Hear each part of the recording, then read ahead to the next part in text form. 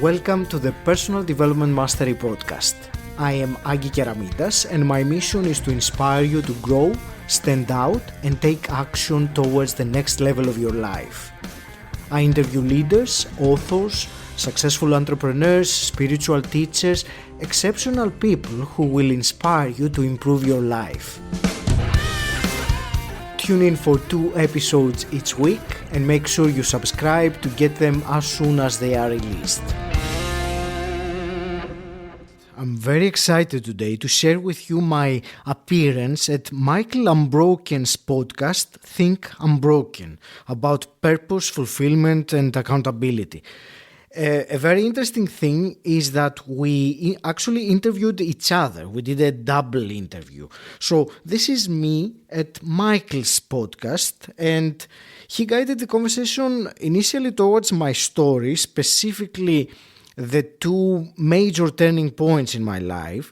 And then we talked about getting stuck in life and overcoming that, about purpose versus fulfillment, how to maintain your motivation, especially when your goal is very big.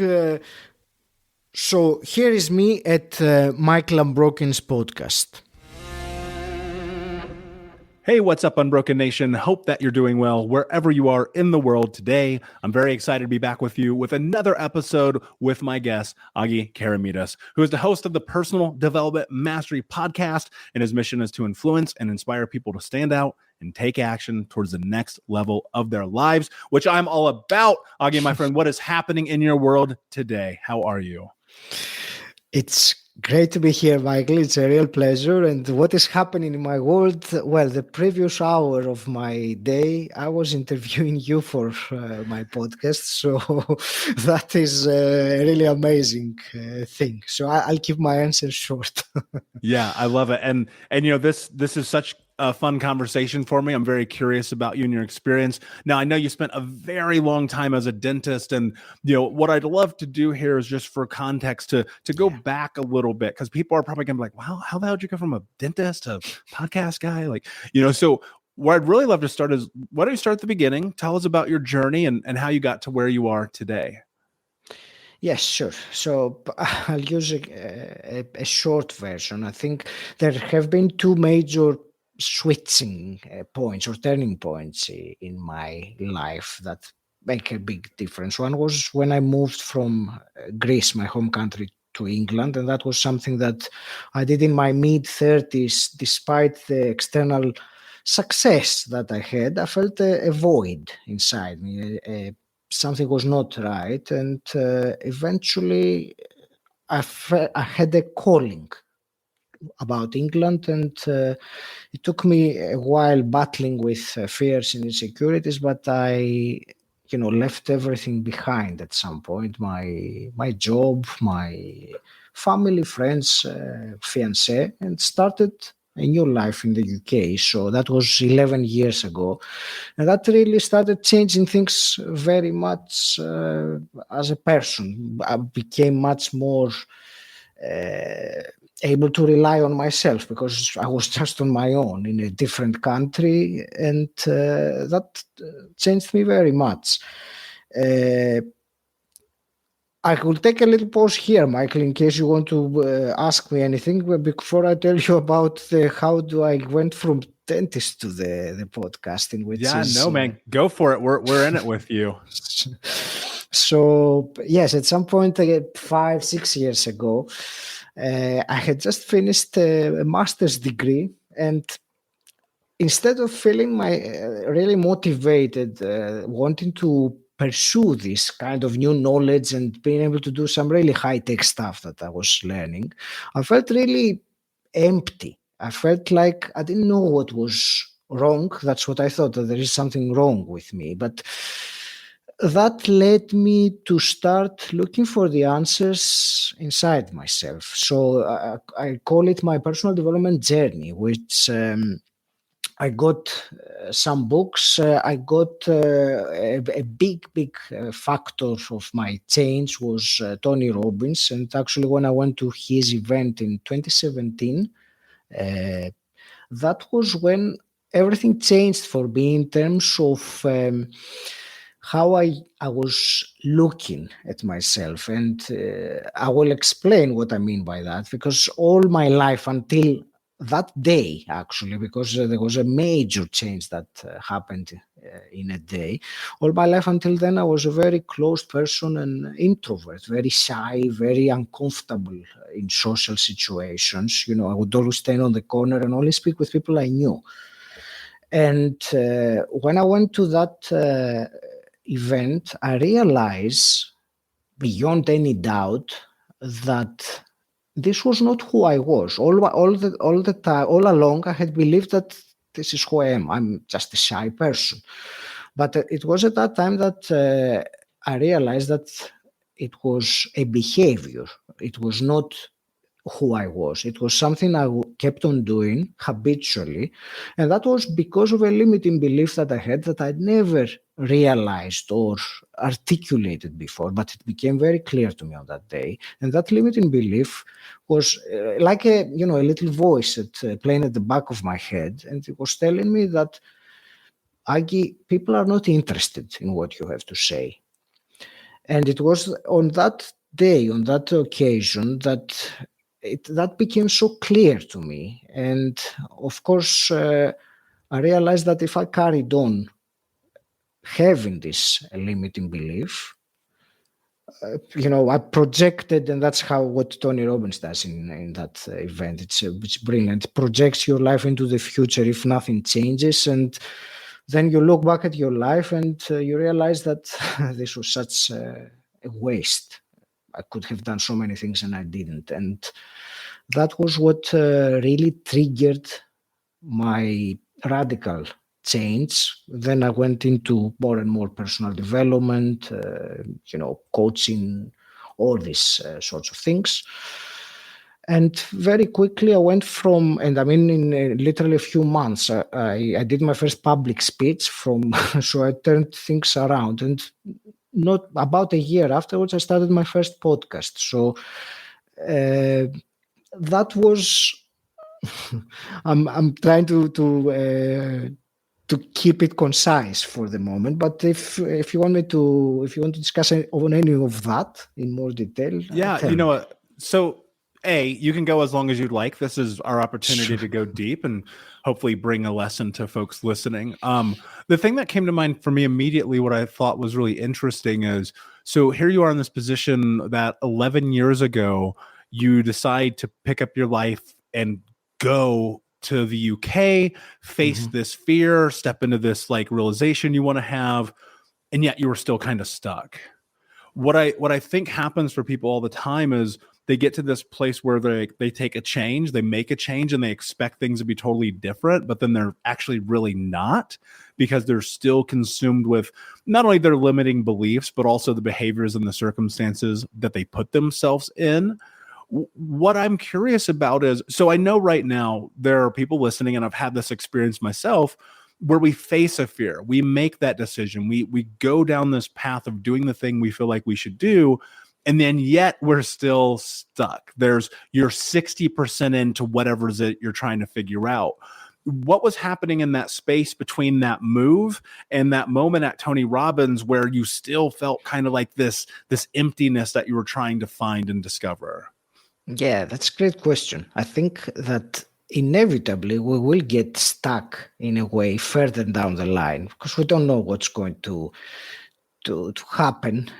So we do progress, we face a fear, and that's how it felt to me. And then I moved to the UK. I did the things, I really increased my confidence.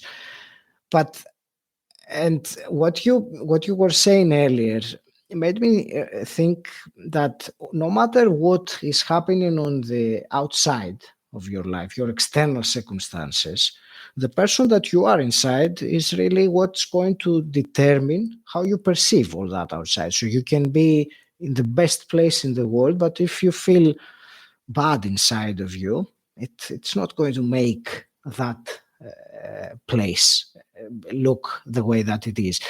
So moving to a different country or doing something different will not prevent you from getting stuck again. If there is something inside of you, and there is usually, if not always, there is something inside you that causes that.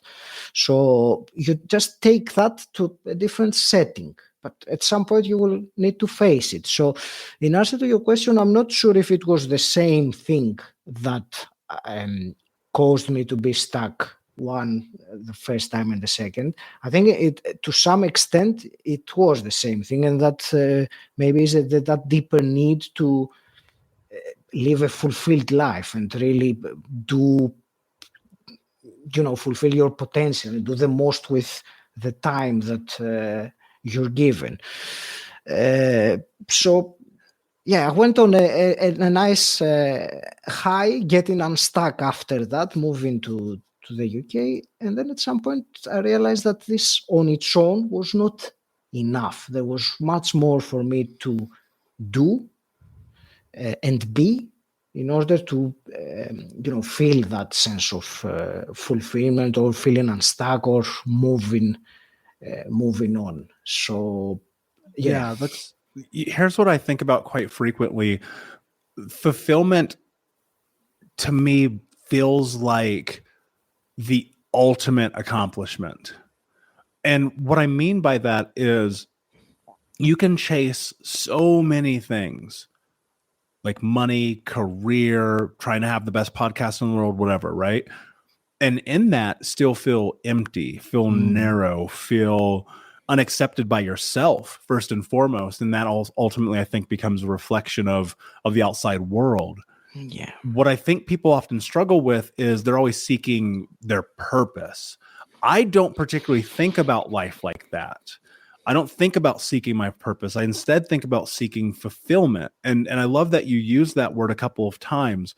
So when you're in this transition and you're trying to figure out what's next, was there a light bulb moment? Was there something that really struck a chord with you where you're like, this is the thing I need to do? Like, how do you arrive to this place where you start chasing fulfillment, even within the chaos of trying to figure out who you are? I think what you said about the purpose, that's, and I made the same mistake myself, and I think many people do that. They're trying to find it, but it's nowhere to be found. It's not waiting for you to find it. You have to create it. That's how I see the purpose and the path of our life. Really, we have to create. Or compose it like a song, like a poem. It's not there and you look around to find it. And the only way to create and compose it like that is by taking the next thing. So it's similar to what you said, that it's not like I knew that 5 or 10 years from now I would really want to be that or have that vision of my life as such. But I did the next step. I took the next step that seemed to be congruent with what I was feeling. And I'm using feeling more than thinking. Of course, they are in combination. But that's how I see it. It's the next step, and then the next step, and then the next step. Of course, it helps to have some kind of a direction to where you want to go, but I don't think we're not in control really of where we will reach that, or the circumstances of our life will change that for us. So I think the purpose or the fulfillment, all this will be found by the next thing and then the next thing, and keeping on. It is a journey. It's not one point, one destination that I can say, okay, now I'm fulfilled. It is ongoing. It's like going to the gym. You can't exercise once and be fit for life. You have to carry on. The moment you stop and you go back on yourself, the fulfillment goes away. If you start doing things that are not aligned with your true self, who you truly are, what it is that you truly want to do and be and share. I think about, you said something about control, and I believe this. You can control all of your actions every single day, but you cannot control the outcome of those actions. And it's this weird juxtaposition, because I believe that, like, I'm going to accomplish every goal in my life. I believe that, like, I really do. And so I move that way every day, but that doesn't mean it's going to happen, right? But I also go, well, that's not going to stop me. And so I keep moving forward. And I think that's really important. You mentioned something about feeling like you're doing this thing. And as Tony being one of my mentors as well, and hearing him go, if you're in your head, you're dead. I love that so much, because it's true. I talk about all the time on this show that your brain is only about survival. It is not about thriving. It does not care. So how did you start to tap into your emotions, your feelings about the choices and decisions that you were making, to use those as anchors and leverage points to start to have the momentum in this journey? Thank you for asking. It's actually, in many ways, I think I was very blessed, because when I was in the university studying dentistry in Greece a long time ago, my best friend at that time, who was studying as well, felt a very strong calling inside of him, a spiritual calling. And eventually he dropped out of dental school and went to Siberia and became a shaman. And then he was traveling around the world, and seeing that and interacting with him once he started his spiritual journey made me very much more open to all those things that my mind, or the mind generally, can't explain. So I was blessed in such a way that I had this influence of what it is to feel your intuition, or to be in your heart. So that is like let's say, the foundation in a way that allowed me to do that. But if I move it further on, the feeling versus thinking for me has a very different vibration, or a very different color, if you want. What the feeling is something that, even thinking about it makes you smile. It's something that even now my hands kind of without wanting, I do this motion going upwards. It's like something is emerging, or flowering inside of you, something beautiful. It doesn't matter if it's scary or not, or if the mind will say that it's scary, but it is something coming from inside, going upwards. And it, for me, the big characteristic that it has is that it makes me smile. So I know that something is coming from my intuition, my heart, because it makes me feel good. If it's coming the other way around from my head, it's usually when it's fearful, it's the what if, is the let's look at it logically, and who are you to do this? It's completely opposite. And I know it's very, very convincing. And many of us, or most of us, use that instead of the intuition. But it's really not going to lead to fulfillment. It's going to lead to survival, to safety, to let's do what we know of doing, because anything outside of that, it's a risk, it's a danger. And but yeah, it's that feeling of joy, of that smiling that comes, no matter what the message is. That's how I know that it's coming from a deeper part of me, and not my brain. I just wanted to take a short break from this episode and let you know about a new project I'm very excited and passionate about. You know, for me, having a podcast made a tremendous difference in my life's journey, and I know the kind of impact it can have. And that's why I'm so excited about this new project, helping coaches who are ready to reach a global audience and increase their impact by launching and scaling their own top quality podcast, even if they aren't tech savvy and are limited on time. So if you've thought about having your own podcast, but you don't want to go through the time-consuming learning processes of how to create and launch a podcast, of how to record, edit, host, syndicate, and so on, then I got a solution for you. A solution that takes away all the complexity and allows you to only concentrate on creating quality content and nothing else. Go to my website, 𝗁𝗍𝗄𝗯 to find out more about my service and to get your copy of my free guide about creating and launching your podcast. Alright, let's jump back to the episode. That's a really beautiful way to phrase that. I mean, and I think about energy in that too, right? I mean, if you're operating through this scope of, woe is me or sorrow, or the things that you're doing are feeling burdensome, you're not going to want to do them. You're not going to have the energy, the effort, the passion, even though I'm going to use that word, to want to accomplish life, to have the goals, to be the person that you're capable of being. And I think there's so much validity in just recognizing how inside your body you feel in that moment as you're doing things. And I think often we're so disconnected from that. Was there, how do I want to phrase this? Because I want to make this to be valuable for people. When you were in this process of starting to shift into operating through feeling, outside of just simply like noticing, am I smiling? Is there joy? Were there certain things that you were pushing yourself into to do in order to have that response? Was there kind of a pendulum swing from, okay, I'm going to do this even though it's painful, but it makes me feel good about myself? Like, what was the process of really being able, from an actionable standpoint, to step into those things?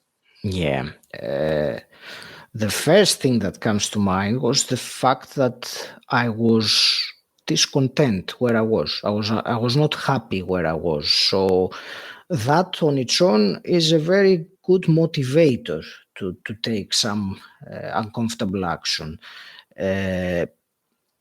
For me, it was, there is an element, and it's not easy to describe it, but it is an element of belief or trust, or I will reluctantly use the word faith, because for some people it might have a different connotation. But let's say belief and trust that this is the right thing to do. So that combined to the pain of the situation that I was in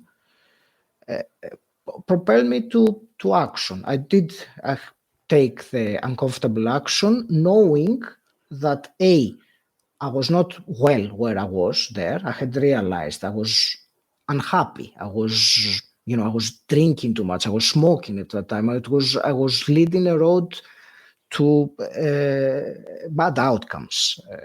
So I knew I needed to change. So I had this inspired idea. It was scary as hell, leaving everything I knew and going to another country on my own. But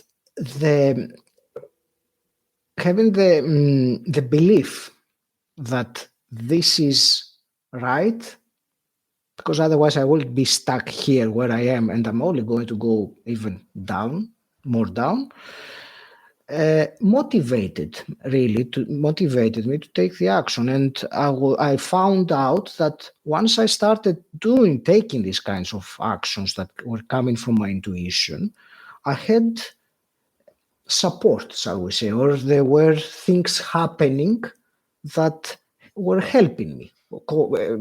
People coming my way, or conversations having, the synchronicities. So it facilitated the process. But yes, of course, the fear was there. The fact that I had to battle with that voice was there. And I think that's something we need to do. I don't think it ever goes away, does it? It's always there, and you have to keep on ignoring it, or letting it say what it has to say, but you're doing what you have to do in spite of that voice. I'm not sure if that answers your question. Yeah, I think sometimes even like I will go into the dark parts of myself in the moments of which I'm like, I don't want to do that thing because I need something to pull me through. Right. And there's these moments because like it is about feeling an emotion. And I would tell people to tread lightly with stepping into the darkness because that can overtake you. But I have these moments, Agi, where I am looking at this thing that I need to do or accomplish. And it's midnight, it's 2:00 in the morning, it's a Sunday at 1 PM. It doesn't matter when it is, but there's this moment that comes where I'm like, I don't want to do this. And I remind myself, I'm tired, I'm lethargic, it's chaotic. And I start to get into that dark space where that dark space is actually negative in a way that's pulling me down. And what's interesting is in that moment, it's like battling dark against dark, which I know is a weird narrative, but I go, every motherfucker who ever told you weren't going to be shit is waiting for you not to do anything right now. And that is a feeling also that I pull out because I think just as much as you can pull into the light side of things, right? And I don't know if you have this experience too, but I'm really curious. As much as you can pull into the light and the joy and the happiness, like I really truly believe this. And this is me, and I don't know if you'll agree, but I really truly believe sometimes you got to kick your own fucking ass and be like, go to work because these motherfuckers are waiting for you to fail. Absolutely. What I believe is that each of us will find different things that motivate them. So I'm not sure if there is one universal motivator. For different people, it could be a different thing. But certainly proving something to yourself and to others, and maybe to yourself even more, is a great motivator to get your ass up and do those things that you want to do, despite the fear, despite if you're not feeling like it or anything else. But I think, thinking about it the way you asked me the question, I think each of us will find slightly different things that will really motivate them when it's really difficult and you can't break through. And that's probably related to their own background and what it is that the reason why they want to step on the other side and all those things. I think it could vary. Absolutely. And that's why I don't think there's a right or wrong here. And that's why I also said tread lightly with the darkness because it can take you to the wrong place if you're not paying attention. One of the things I'm curious about here is, looking at the trajectory of your life and going back to talking about these steps and these actions and just kind of the continuation of the moving forward. I think one of the things, unfortunately, that I see happen so very commonly is that people will say, I'm setting this goal.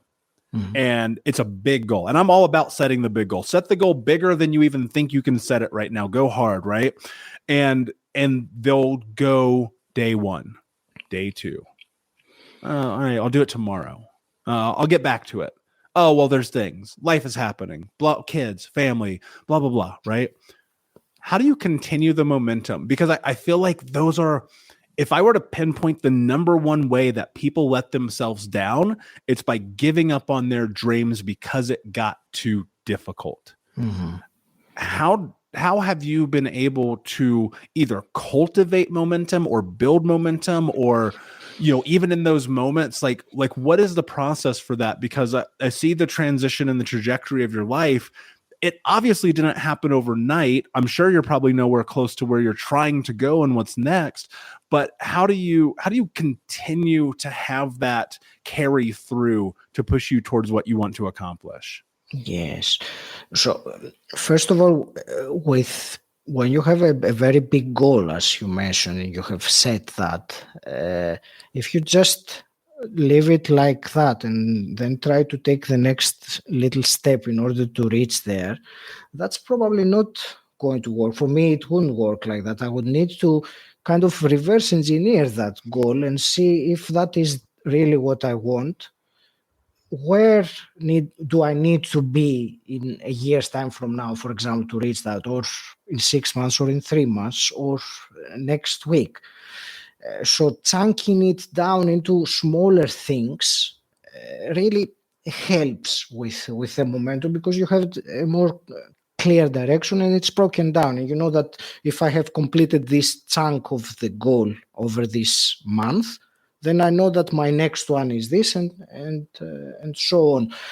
If I can give you an example, I ran the London Marathon a few months ago, and that was the first time I ran a marathon. If I started just by thinking, how will I run those 26 miles, the motivation would be very difficult to maintain.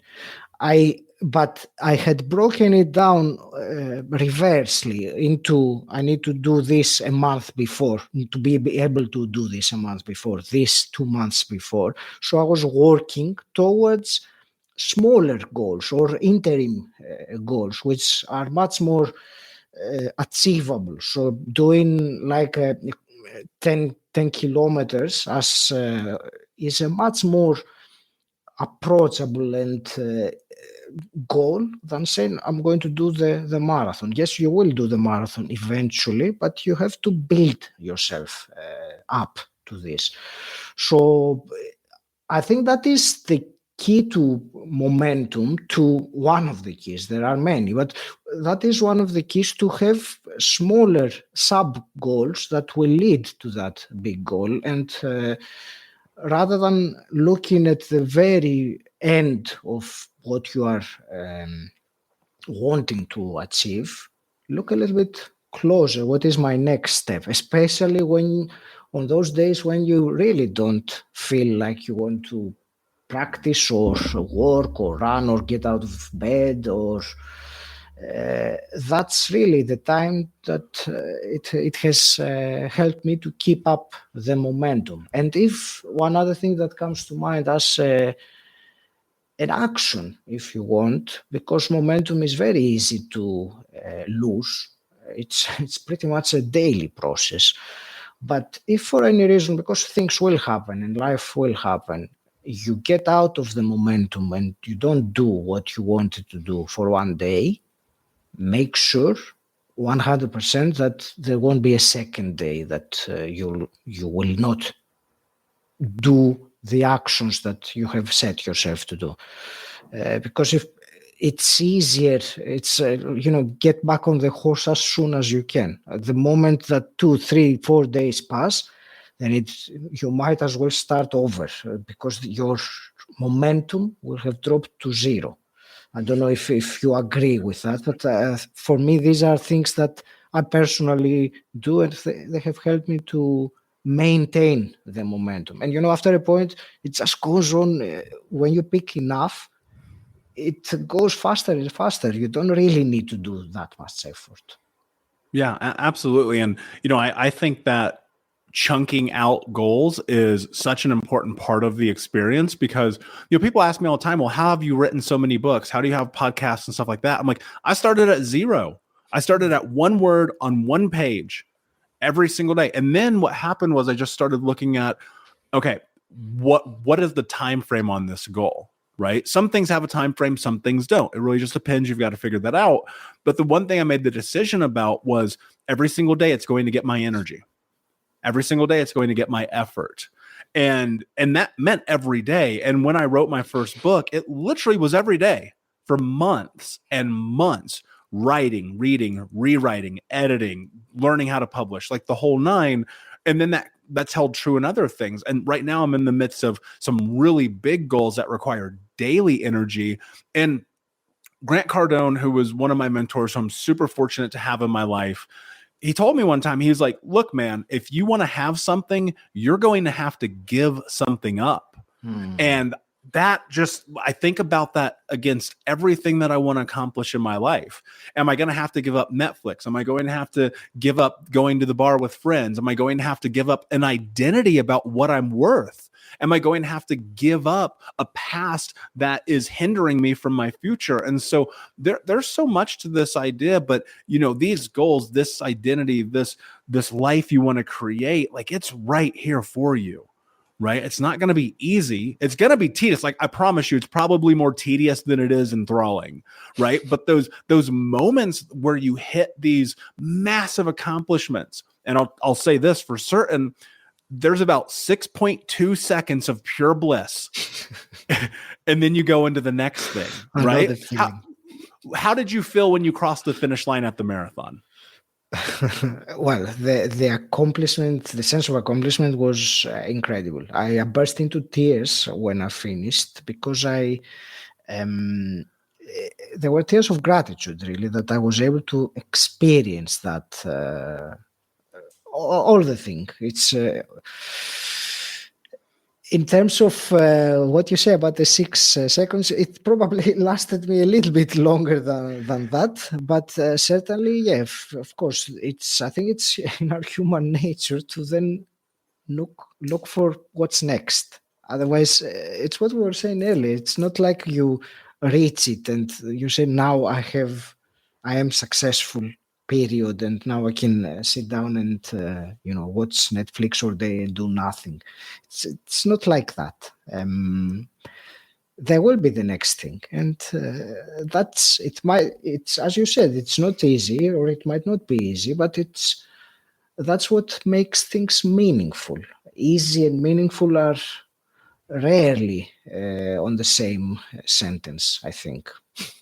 Yeah, I agree. And, and again, please, people will always misconstrue things that are said. We're not talking about don't enjoy your life. You want to watch Netflix? Fine, do it. Who cares? That's not the point.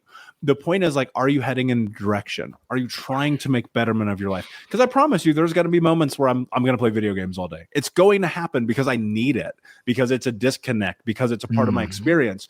But I also say, if I committed myself to this thing, I got to do it before I can play video games. I got to do it before I can go to dinner with my friends. Sometimes I'm late, man. They're like, dude, you're an hour late. I'm like, I had to do the thing because my commitment to me always comes first. Because you've probably experienced this. You'll be at the dinner, at the bar, at the event, at the thing, and the only yoga class, you're like, the only thing you're thinking about is the thing you didn't do yet.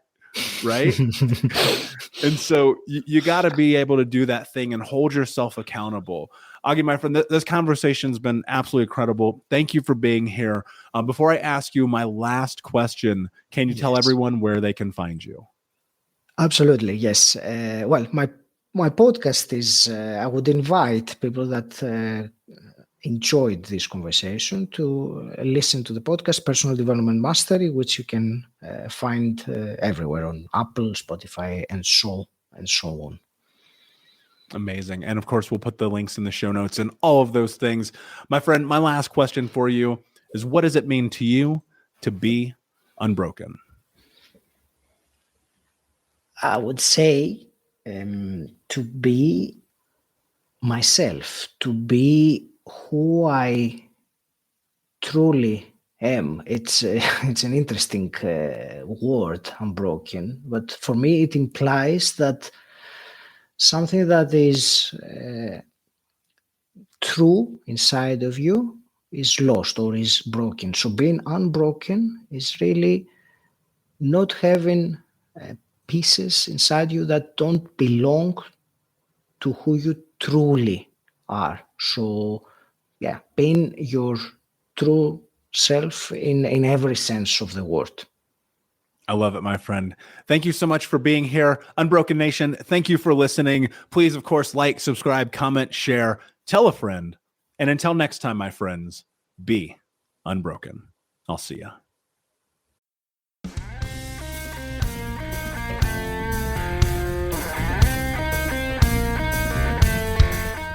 I hope you got a lot of value from today's episode, and I would like to know what you think. So please do me a favor and review, rate, and share the episode today, whether you're on Apple Podcasts or Spotify or wherever you are. Please comment, follow, review. I would like to know not only what you like about the podcast, but how I can make the show better and more useful and helpful for you on your personal development journey.